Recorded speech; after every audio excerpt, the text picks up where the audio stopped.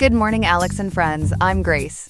Today is Wednesday, February 4th, 2026, and you're listening to Alex's News.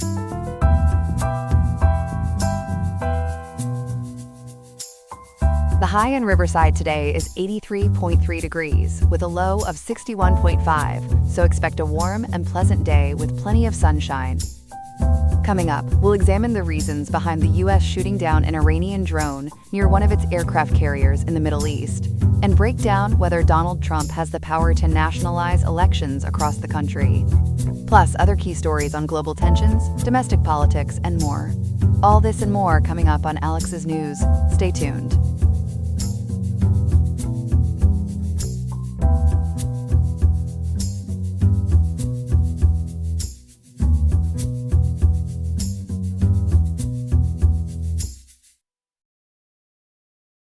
We begin with fast-rising tensions between the United States and Iran after the U.S. shot down an Iranian drone near the aircraft carrier Abraham Lincoln yesterday. Reporter Ethan is with us to break down what happened and what it could mean. Ethan, walk us through this incident.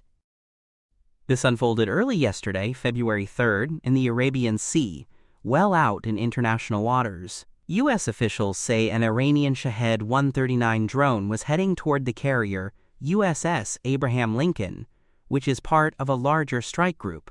According to statements from U.S. Central Command, reported by PBS NewsHour and CNBC, the military judged that drone to be approaching in a threatening, or at least unsafe, way. That set off a chain of decisions that ended with the drone being shot down. What exactly are U.S. commanders saying about why they pulled the trigger? The Pentagon's line is that this was pure self-defense. CENTCOM spokesman Captain Tim Hawkins said the drone showed, quote, unclear intent, end quote, and that it, quote, unnecessarily maneuvered, end quote, toward the carrier, even after U.S. forces tried to warn it off. Those so-called de-escalatory steps reportedly included radio calls and other non-kinetic measures to get the drone to change course. When that did not work, an F-35C stealth fighter launched from the Abraham Lincoln intercepted the drone and shot it down to protect the roughly 5,700 sailors and Marines on board. Tell us more about this drone itself, for people who do not follow military tech. Why does it matter? The Shahed 139 is a fairly large unmanned aircraft, roughly in the class of the old USMQ-1 Predator, and it can do both surveillance and strike missions. U.S. officials told outlets like PBS that this particular model is typically equipped with cameras and sensors, but it can be fitted with explosives or guided munitions. They have not publicly said whether this specific drone was armed, which leaves some ambiguity. Still, having a hostile nation's dual-use drone fly toward an American carrier group in a tense region is exactly the kind of scenario Navy commanders are trained to treat as potentially dangerous. And Iran is not telling the story the same way. How are they describing what happened? Iranian state-linked outlets like Tasnim News Agency insist this was just a routine surveillance mission in international airspace. They say the drone was unarmed and legally monitoring foreign military activity, and that it actually succeeded in transmitting imagery of the U.S. carrier strike group back to Iranian commanders before it was destroyed. The BBC notes that Tehran's official organs have been slow and careful in their public comments, avoiding direct escalation while still portraying the U.S. as the provocateur. In that narrative, the United States is sailing a heavily armed armada close to Iran's front yard and then overreacting to a camera in the sky. You mentioned the Arabian Sea. Why does that location matter so much in this story? The drone was downed in the northern Arabian Sea, roughly 500 miles off Iran's southern coast, according to CNBC and BBC reporting. That is firmly in international waters, but it is also part of a corridor that carries a huge share of the world's seaborne oil. The Abraham Lincoln Strike Group is there to help guard those lanes under the banner of freedom of navigation. When anything goes wrong in that space, even a single unmanned aircraft, markets and governments immediately worry about what it could mean for the flow of energy.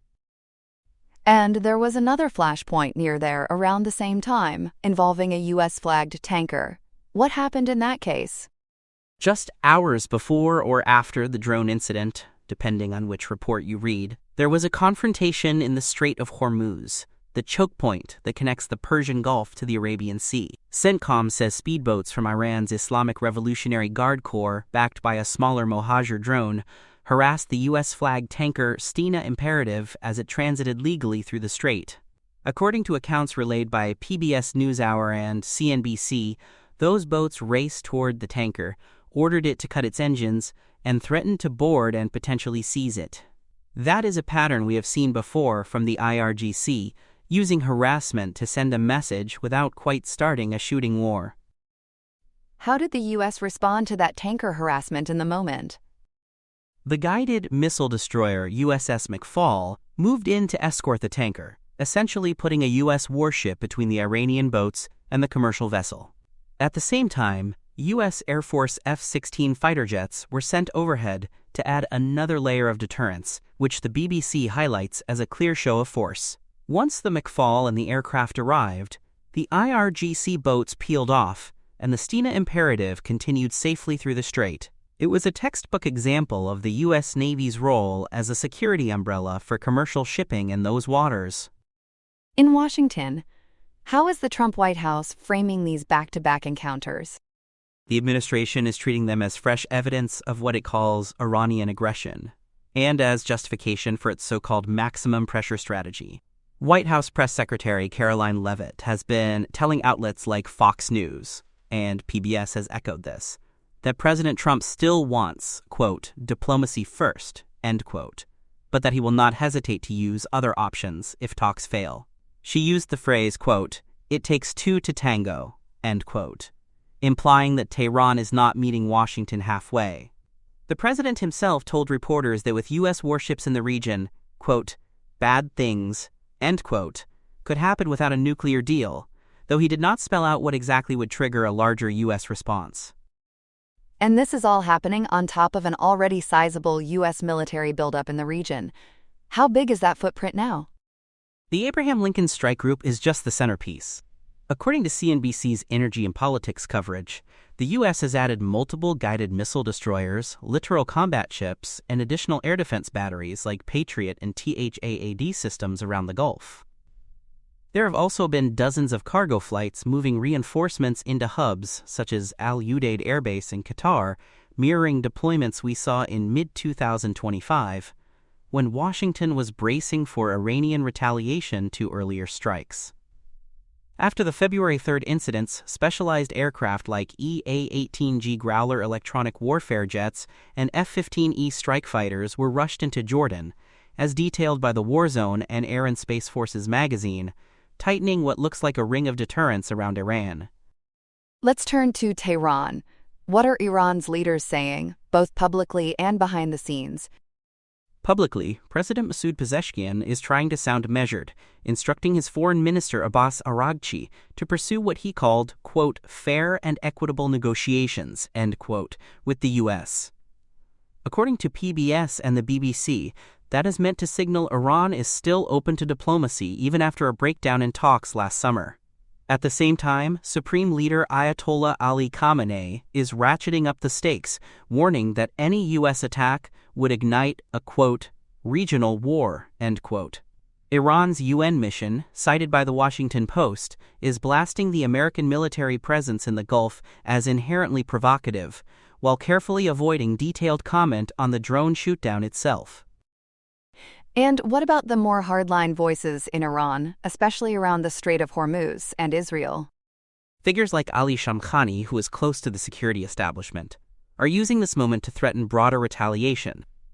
Iranian outlets Fars and Tasnim have amplified warnings that Iran could try to close the Strait of Hormuz or encourage strikes on Israel if pushed too far. These hardliners frame the incidents not as missteps, but as calibrated responses to what they call U.S. encirclement. Their rhetoric is partly aimed inward, shoring up regime support at a time of domestic unrest, and partly outward, trying to convince Washington and its allies that escalation would be painfully costly. Analysts outside government have been parsing that drone flight very closely. Do they see an imminent attack, or more of a test? Many independent experts lean toward the idea that this was a probing operation rather than a prelude to an immediate strike. The Institute for the Study of War and the Atlantic Council both argue that an intelligence, surveillance, and reconnaissance drone flying 500 miles from Iran's coast suggests Tehran was gauging U.S. reactions and collecting data, not about to fire. They question whether the legal threshold of, quote, imminence, end quote, was met, given what we know about the drone's normal role. That does not mean the U.S. acted unlawfully, but it does complicate the simple narrative of an attack stopped in progress. Help us zoom out. What earlier clashes and decisions set the stage for this spike, especially Operation Midnight Hammer? The current standoff cannot be separated from June 2025, when President Trump ordered large-scale strikes on Iran's nuclear infrastructure under the codename Operation Midnight Hammer. U.S. forces hit sites like Fordow and Natanz, and Trump later boasted that they had, quote, obliterated, end quote, key facilities, though independent assessments suggest Iran retained significant capabilities. Tehran responded with volleys of missiles toward Al Udeid Air Base in Qatar and toward Israel, escalating fears of a broader war. Ever since, Washington has demanded Iran accept zero uranium enrichment, strict limits on ballistic missiles, and an end to support for proxy militias in places like Iraq and Yemen, while Iran insists its nuclear work is peaceful and its regional ties are non-negotiable. You mentioned unrest inside Iran. How are those protests and human rights abuses feeding into the current tension? Iran has been rocked by nationwide protests since late December 2025, originally sparked by economic collapse and a free-falling rial, but quickly turning into direct challenges to the clerical system. Human rights groups quoted by the BBC and PBS NewsHour estimate more than 6,000 people have been killed, with HRANA documenting at least 6,424 deaths, including over 150 children. Iran Human Rights warns the real toll could be as high as 25 to 30,000, citing reports of so-called finishing shots in hospitals and mass burials in remote cemeteries. Authorities in Tehran acknowledge a little over 3,000 deaths and label the rest, quote, rioters, end quote, while Khamenei has dismissed the whole movement as foreign-backed, blaming the U.S. and Israel and giving security forces a freer hand, which in turn fuels Western sanctions and deepens mistrust. Speaking of sanctions and mistrust, where does diplomacy stand right now, despite everything? Surprisingly, a diplomatic track is still alive. U.S. Special Envoy Steve Witkoff, joined by Jared Kushner, is scheduled to meet Foreign Minister Araghchi in Oman on February 6th, which is 2 days from today. Axios, along with PBS NewsHour, The Times of Israel, and Al Monitor, report that the meeting was moved from Istanbul at Iran's request to strip out regional players like Saudi Arabia and the UAE and keep the focus narrowly on U.S.-Iran issues. Caroline Levitt insists the talks remain, quote, on track, end quote, with the goal of sketching a new nuclear framework that could cap enrichment and cool the regional temperature. Given these recent confrontations, have either side walked away from those Oman talks yet? Not yet. As of this morning, both capitals appear to be compartmentalizing, condemning each other's behavior in public, while quietly preserving the diplomatic channel. Iran's foreign ministry spokesman Esmail Baghaei has downplayed the drone and tanker incidents as manageable, signaling that Tehran does not want to give Washington an excuse to cancel. On the U.S. side, the Navy has increased escorts through the Strait of Hormuz, but officials have avoided language that would preclude sitting down in Muscat on Wednesday. Markets tend to react quickly to this kind of uncertainty. How have oil prices and Iran's own economy responded? Energy traders noticed immediately. Brent crude climbed more than 1% to around $68 a barrel, and West Texas Intermediate moved to roughly $64, according to CNBC and Singapore's Business Times. Analysts say there is now a $5 to $10 per barrel risk premium baked into shipments that pass through the Strait of Hormuz, simply because of the perceived danger of disruption. Inside Iran, the already battered rial has slid further, deepening economic pain for ordinary Iranians and adding pressure on the government to get some kind of sanctions relief out of the talks. There is also a big legal debate here. Was the U.S. clearly within its rights to shoot down that drone? Legal experts are split. Analysts at the Atlantic Council emphasize the U.S. duty to defend its forces under Article 51 of the UN Charter, arguing that an Iranian drone loitering near a carrier can act as a targeting node for missiles or swarming boats, and that Washington is not required to wait until the first shot lands. But scholars writing for Just Security and the Council on Foreign Relations counter that an apparently unarmed drone in international airspace, 500 miles from Iranian territory, may not meet any reasonable test of an imminent threat. Some have drawn parallels to the 1988 downing of Iran Air Flight 655 by the USS Vincennes, a tragic misidentification that happened in the same general waters and shows how quickly fear can lead to deadly mistakes. Maritime law specialists interviewed by the Maritime Executive and G Captain ask why non-lethal options, like electronic jamming, were not enough here. With all of that in mind, how high is the risk of a miscalculation spiraling into a wider war? The risk is uncomfortably high because both sides insist they are acting defensively and lawfully, but they interpret the same events in opposite ways. U.S. commanders see an encircled carrier and a pattern of harassment, so they err on the side of shooting first. Iranian commanders see an American fleet parked near their coastline after bombing their nuclear sites, so they view surveillance as normal and U.S. responses as escalation. In such a tightly packed space, with drones, jets, tankers, and warships all operating at once, a single misread signal or faulty radar return could produce casualties that political leaders feel they cannot ignore. Over the next few days, as we head toward those talks in Oman, what should we be watching for? Watch for any sign of Iranian retaliation, whether through cyber operations, proxy militias in places like Iraq and Syria, or more aggressive behavior around commercial shipping. Also important will be any visible change in U.S. rules of engagement, such as more frequent shootdowns or public warnings that they will treat certain Iranian moves as hostile by default. And of course, the big question is whether the February 6th Muscat meeting actually happens on time, and if it produces even a modest confidence-building step, like limits on certain drone flights or clearer naval hotlines. That will tell us whether both sides still see diplomacy as the best way to keep this from sliding into open conflict. A lot to keep an eye on in a very volatile region. Ethan, thanks for walking us through it. Our second big story this morning is about President Trump's explosive talk of nationalizing American elections. Reporter Chloe Adams is with us. Chloe, what exactly did the president say that set this off? The spark was a podcast appearance just 2 days ago, on February 2nd, on the Dan Bongino Show. President Trump told Republicans they should, quote, take over and nationalize the voting, end quote, in what he described as at least 15 places. He framed it as a way to stop what he claims is massive fraud by undocumented immigrants and crooked state systems. Outlets like VoteBeat and CBS News note he gave almost no specifics, but his language went much further than anything he had said previously. When he talks about nationalizing elections, what does that actually mean? And did the White House try to walk this back? In plain terms, nationalizing elections would mean shifting control from states to the federal government, something our system has mostly avoided since the founding.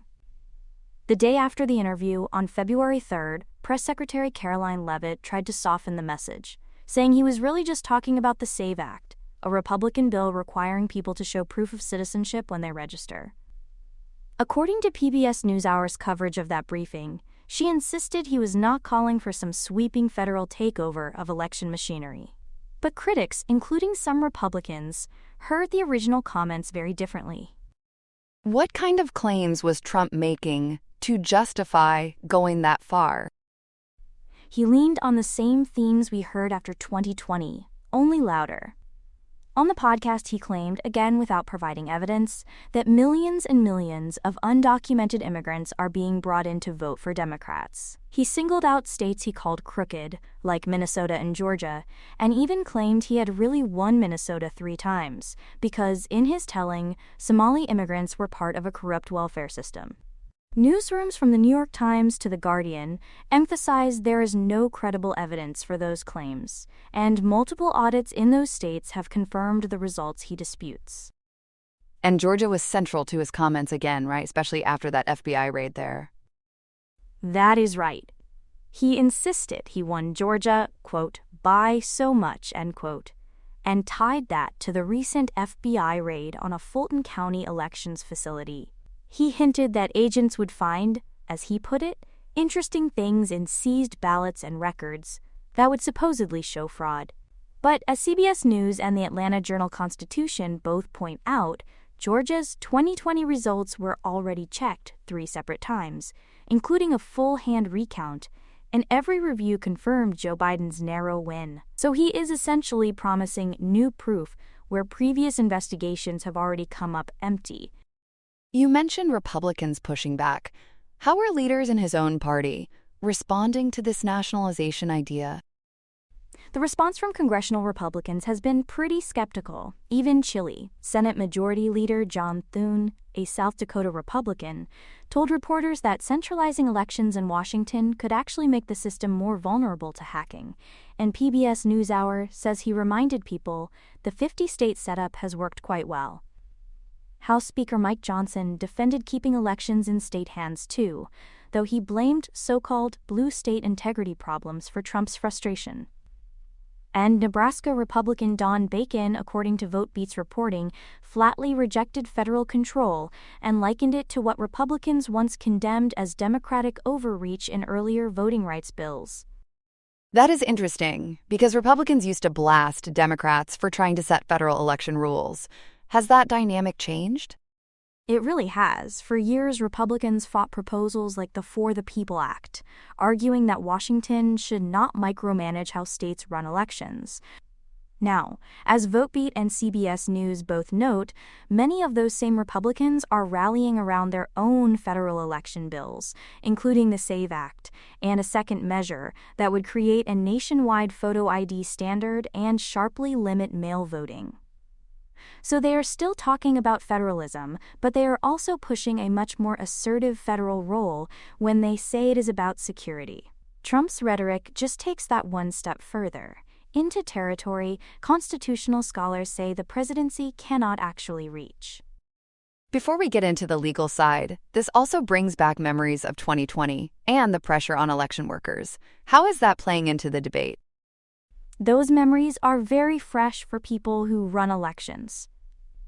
According to a new VoteBeat analysis by reporter Alexander Chiron, about half the counties in the western United States have replaced their top election administrators since 2020, often because of burnout, threats, or harassment tied to false fraud claims. Former Wisconsin lawmaker Kathy Bernier, a Republican who once oversaw elections at the county level, told VoteBeat she felt compelled to carry a gun after facing intimidation for defending the results.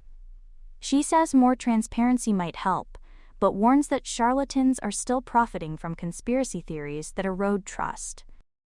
And what about some of the Republicans who resisted Trump back then, like in Arizona and Georgia? What are they saying now? Stephen Richer, the former Maricopa County recorder in Arizona, has been very blunt. He lost his re-election in 2024 after standing up to false claims, and he told VoteBeat that Trump's talk about taking over elections completely breaks with conservative federalism he once heard from the same crowd. In Georgia, Secretary of State Brad Raffensperger, who refused Trump's demand in 2020 to, quote, find votes, end quote, is again urging focus on state-level improvements instead of a federal takeover.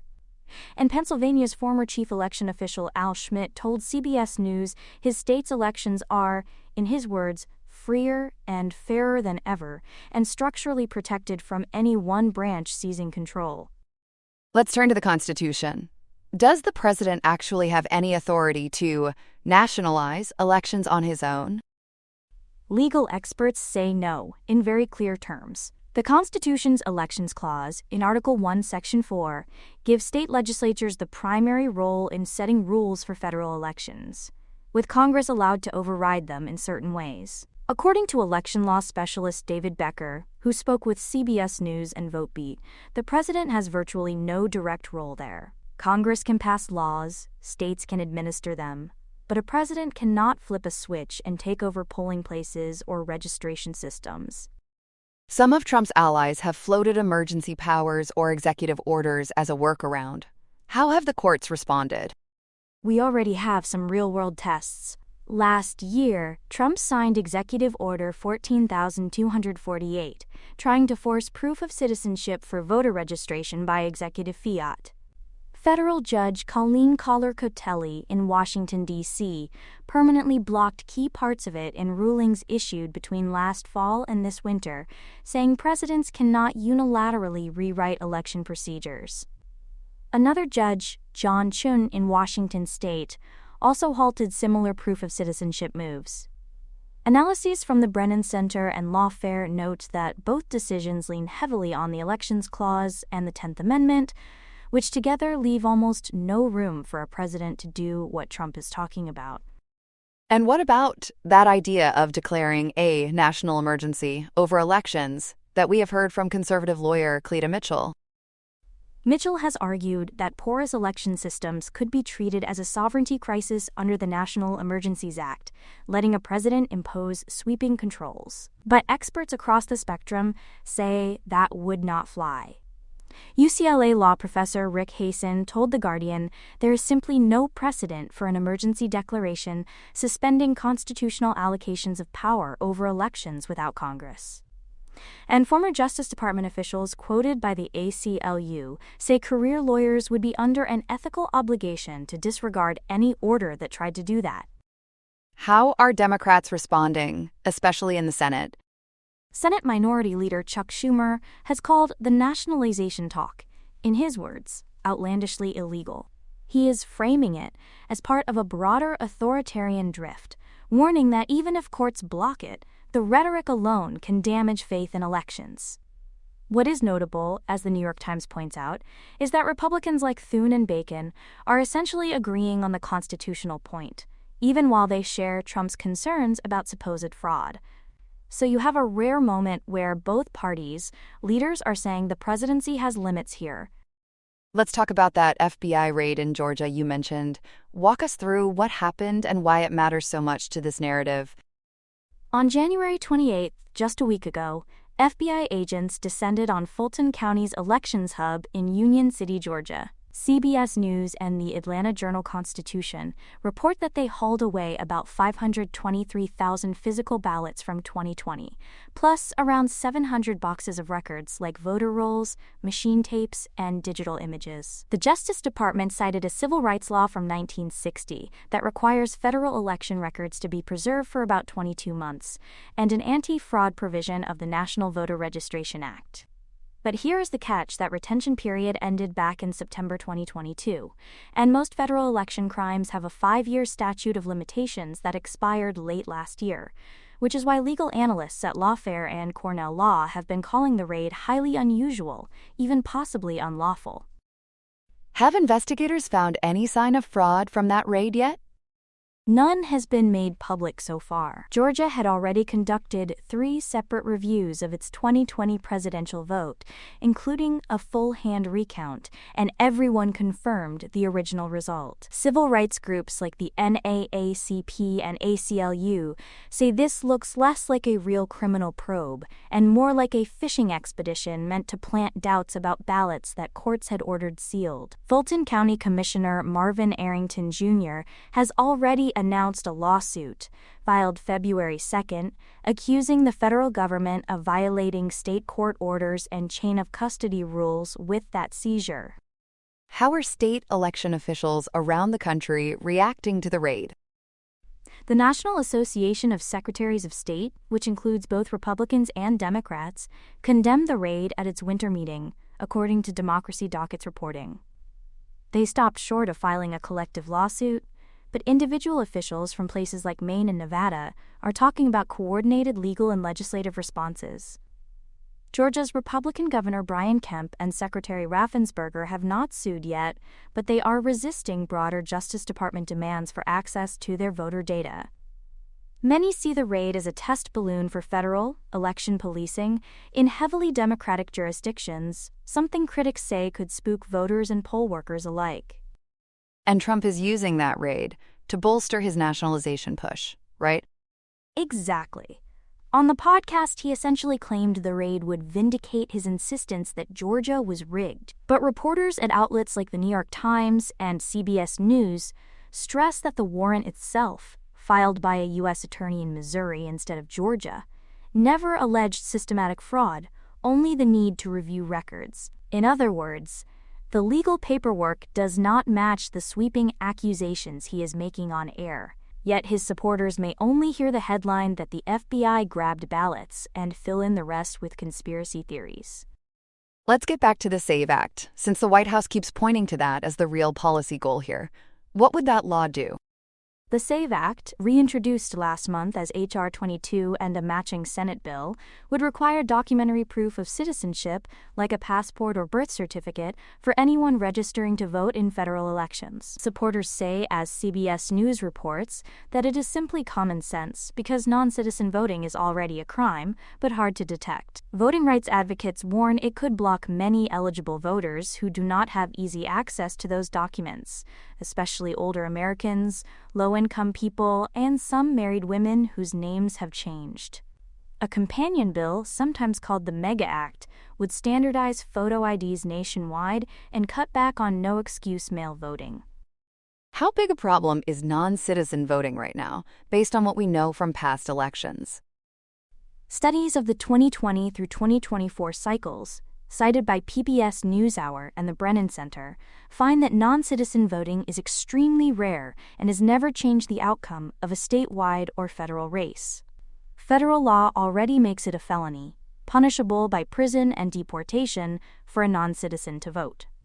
So from an empirical standpoint, there is not a crisis that would justify sweeping federal intervention. The real debate is whether the fear of something that rarely happens should justify rules that could keep large numbers of legitimate voters off the rolls. Beyond legislation, what else is the federal government doing that has states worried right now? One big flashpoint is data. According to the Brennan Center's tracking, the Justice Department has sued roughly 24 states, plus the District of Columbia, to force them to turn over detailed voter list information, including addresses and partial Social Security numbers. Officials in places like Michigan say they welcome routine federal observers, but insist that elections remain state functions, and they bristle at what feels like fishing for irregularities. This all sits alongside aggressive partisan redistricting pushes that Trump has cheered on, telling allies in Texas and elsewhere to maximize Republican seats, while California Democrats are doing the same on their side. We are 9 months out from the 2026 midterms. How could all of this affect how those elections actually run? VoteBeat warns that staffing is the soft underbelly. Many experienced administrators have left, replaced by people with less institutional knowledge, just as political pressure and threats are ramping back up. If the federal government continues high-profile raids or data demands targeted at Democratic-leaning counties, that could intimidate local workers or voters, even if no charges ever result. And courts often move slowly, so even if judges ultimately strike down overreach, the confusion and fear during the election itself could do lasting damage. And what about public trust? Are we at risk of another big wave of people refusing to accept results?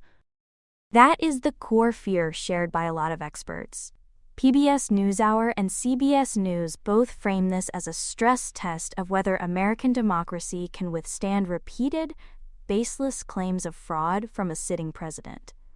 David Becker told VoteBeat that the system held in 2020, partly because people of principle, including Trump appointees, said no when it mattered. Many of those guardrails, from independent-minded Justice Department leaders to nonpartisan cybersecurity officials, have either been sidelined or replaced, which means the next test could be much harder. Given all of that, what should listeners watch for between now and November? 3 things stand out. First, what happens in court with that Fulton County raid and any similar actions? Those rulings will draw real lines about how far federal agents can go into state election archives. Second, whether Congress moves the SAVE Act or related bills, or whether they stall in the Senate, which would keep the current decentralized system largely intact. And third, how state and local officials, from secretaries of state down to county clerks, communicate with voters when misinformation spikes. Because clear explanations at the local level may be the best defense against national chaos. A complicated story with huge stakes for November and beyond. Chloe Adams, thanks for walking us through it. Thank you, Grace. Here are some other headlines. U.S.-brokered peace talks between Ukraine and Russia are back on in Abu Dhabi after a delay and Russian strikes that shattered a week-long energy truce. Ukrainian negotiator Rustem Umerov says the trilateral meetings with Russia and the United States will branch into expert tracks. On the table, the status of the Donbas region and post-war security guarantees, including a European-led coalition of the willing to monitor any ceasefire. A disputed White House plan would cap Ukraine's military and bar NATO membership in exchange for guarantees as talks unfold with the New START nuclear treaty set to expire Thursday. Senior U.S. District Judge Richard Leone is questioning whether the Pentagon can punish Senator and retired Navy Captain Mark Kelly under the Uniform Code of Military Justice for a video urging troops to resist unlawful orders. Defense Secretary Pete Hegseth's letter of censure is the first step toward demoting Kelly's retired rank and cutting his pension, which his lawyers call a First Amendment violation. Leon's February 11th ruling could either curb the Pentagon's reach over millions of veterans or expand its power to police retirees' speech. At the same time, the New York Times is suing the Defense Department over a new media agreement. It says muzzles reporting at the Pentagon, turning press access into a press your point. Donors in Washington are trying to turn pledges into a lifeline for Sudan. A revamped Sudan humanitarian fund has secured $700 million, with the United Arab Emirates giving $500 million and U.S. advisor Massad Boulos announcing $200 million more. The money targets what the UN calls the world's worst emergency, with famine looming, 14 million people displaced, and the conflict now past 1,000 days. The fund underpins the UN's 2026 plan to help over 20 million people and is tied to a proposed humanitarian truce. The US, UAE, Saudi Arabia, and Egypt hope to seal before Ramadan begins February 17th, potentially heading to the administration's new Board of Peace for added political push. Aid with a side of cease and desist in the fighting. On the virtual diplomatic stage, Presidents Xi Jinping and Vladimir Putin held a summit to reaffirm their no-limits partnership as the Ukraine war nears its fourth year. Putin hailed the relationship as a stabilizing factor, while Xi floated a grand plan to deepen cooperation in energy, nuclear power, and high-tech sectors. The meeting follows visits to Beijing by the British and Canadian prime ministers, underscoring Xi's tightrope act, courting Western trade while keeping an economic lifeline flowing to Moscow and nudging the world order from unipolar to multiplayer. And in trade wins turning transactional, President Trump has cut tariffs on Indian goods from 50% to 18% in exchange for New Delhi, halting Russian oil imports and pledging $500 billion in U.S. purchases, a deal where access to the American market is literally India's price of oil. South of the border, tensions with Mexico are rising after a January 29th executive order imposing tariffs on countries supplying oil to Cuba, a move that could roil this year's six-year USMCA review. At home, the Supreme Court is weighing whether the White House stretched the International Emergency Economic Powers Act too far in using it for sweeping trade penalties, while thousands of firms seek duty refunds. Senate Democrats are probing what they call an opaque exemption process that gives politically connected companies a golden pass and leaves small businesses picking up the tariff tab. That's all we have for now. Today's episode was made by Alexander King with GPT-5, Gemini Pro 3, Gemini Flash 3, and Google Cloud Text-to-Speech. I hope you have a great day. I'll see you tomorrow, Alex.